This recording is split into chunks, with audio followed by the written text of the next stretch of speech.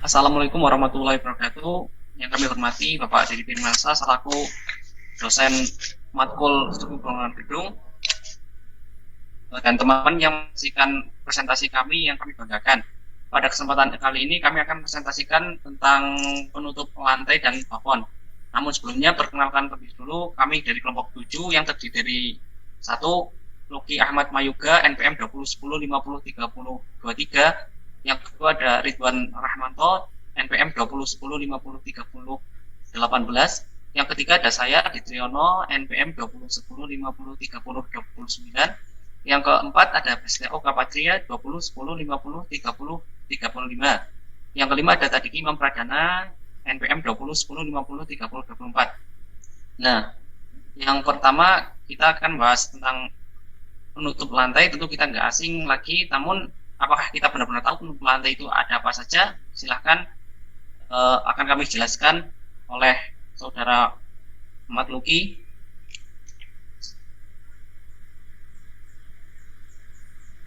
Pengertian penutup lantai. Penutup lantai adalah material akhir yang melapisi struktur lantai dan menjadi permukaan untuk berpijak. Material penutup lantai antara lain yaitu 1. Karpet, 2. Linoleum, 3. Vinil, 4. Kayu laminasi, 5. Ubin keramik, dan batu dan lain-lain.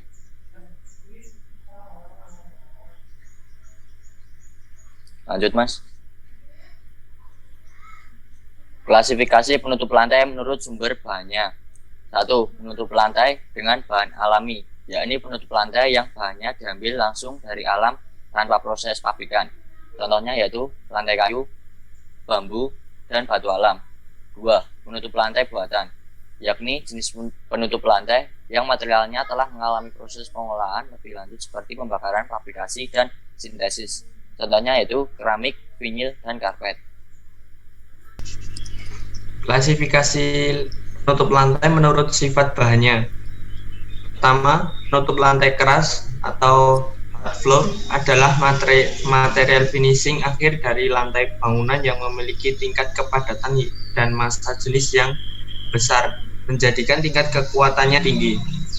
Contohnya, keramik, homogeneous tile atau granite tile, dan batu alam.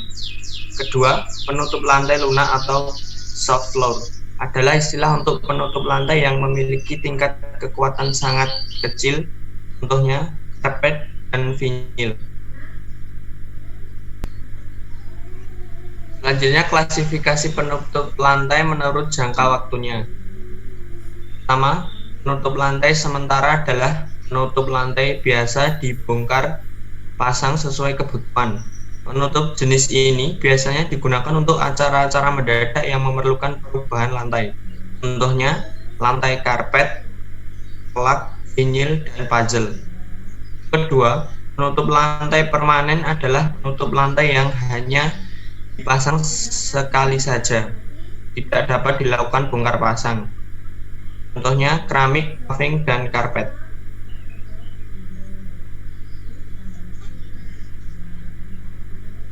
Nah, berikut adalah contoh-contoh penutup lantai.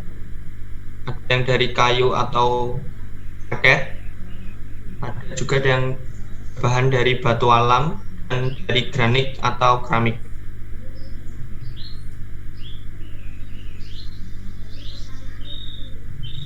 Untuk selanjutnya yang akan kita bahas adalah tentang penutup atap atau plafon. Plafon atau langit-langit adalah suatu bidang atau lapisan yang membatasi tinggi suatu ruangan. Plafon berfungsi sebagai keamanan dan kenyamanan serta keindahan ruangan.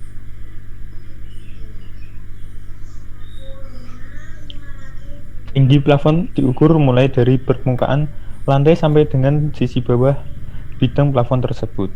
Tinggi rendahnya plafon sangat menentukan kenyamanan dan keindahan suatu ruangan. Untuk rumah tinggal sebaiknya digunakan ukuran sedang, yaitu antara 3-5 meter. Dengan ketinggian demikian, sirkulasi udara akan cukup dan keindahan ruang akan terlihat baik. Batas terendah pasangan plafon adalah 2,8 meter dari lantai. Jika pemasangan plafon terlalu rendah, maka ruangan akan terasa pengap dan sesak serta sirkulasi udara kurang baik. Sebaliknya, jika plafon dipasang terlalu tinggi kurang enak dipandang, tetapi sirkulasi udara akan lancar dan ruangan terasa dingin. Fungsi plafon. Fungsi plafon secara umum tetapi secara spesifik adalah sebagai berikut. Yang pertama, sebagai batas tingginya suatu ruangan sehingga ruangan tidak kelihatan melompong. Kedua, menahan berbagai kotoran berukuran kecil yang jatuh dari celah-celah genteng.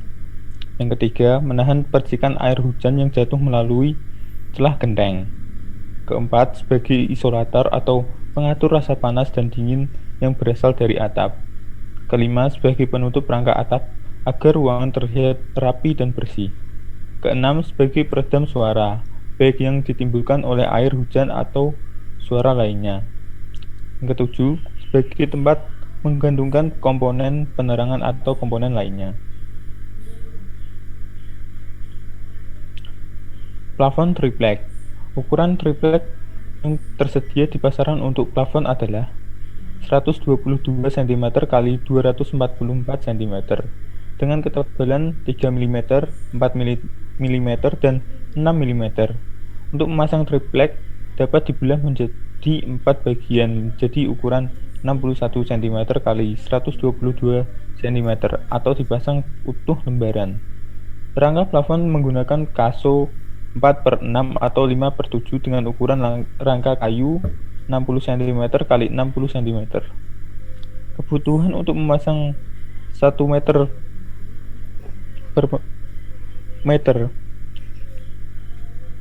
plafon triplek adalah sebagai berikut.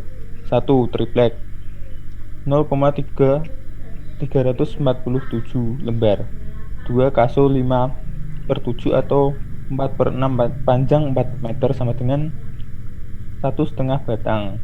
3. Paku 0,220 kg. Selanjutnya adalah plafon GRC.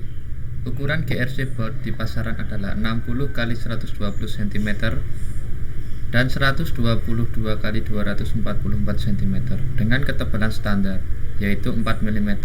Rangka plafon yang digunakan bisa menggunakan kaso 4/6 atau kaso 5/7 atau dapat juga besi kotak atau hulu ukuran 4 x 4 cm.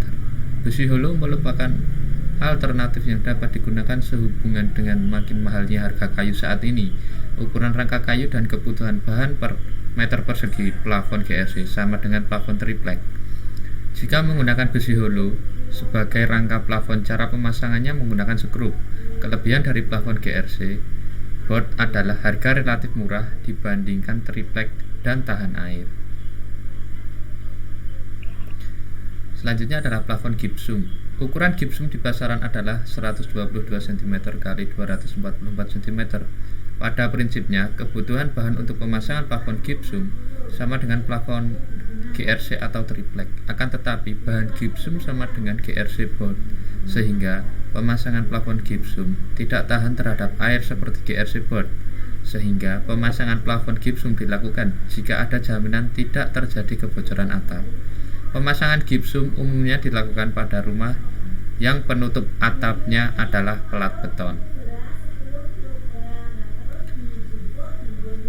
Plafon asbes atau Eternit. Ukuran asbes di pasaran adalah 1 meter x 1 meter dan 0,5 x 1 meter. Kebutuhan bahan per meter persegi sama dengan plafon triplek.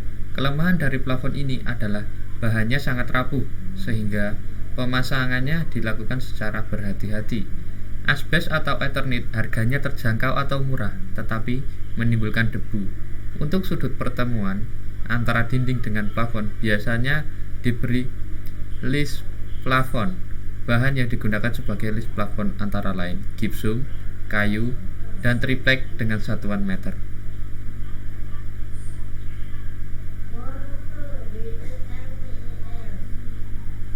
Jadi demikian yang bisa kami presentasikan. Kurang lebihnya mohon maaf. Apabila ada saran dan kritik silahkan dicantumkan di kolom komentar.